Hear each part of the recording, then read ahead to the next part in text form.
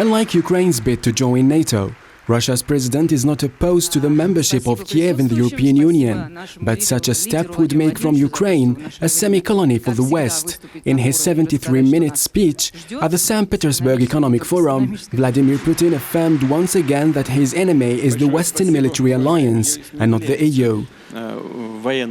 We have nothing against it. It is a sovereign decision of any country whether or not to join an economic alliance, and it is up to this economic union whether or not to accept new member states. The Russian president has a version of seeing things, a version far from the Western one, which says that Moscow's special military operation in Ukraine will spark a global food crisis. On the contrary, for the Russian leader, his country has been making efforts such as meeting African leaders in order for people in some parts of the world not to suffer from famine. The situation on world food markets is deteriorating, but it's not our fault at all. It all started with inflation and the swelling of the money supply of the world's major economies in Europe and North America. That's where it all started. They did it all themselves.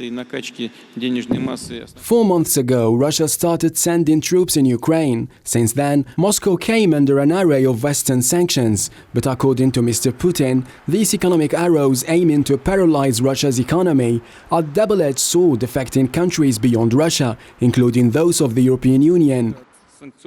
Sooner or later, sanctions can be used against EU members and European companies. So far, it has not come to this, but the European politicians have already dealt a serious blow to their own economies. The knock-on effects for the conflict in Ukraine are being blamed on Moscow. Moscow, meanwhile, says there are other reasons for this, and that its special military operation in Ukraine was inevitable, given the current circumstances Russia is currently facing in the region.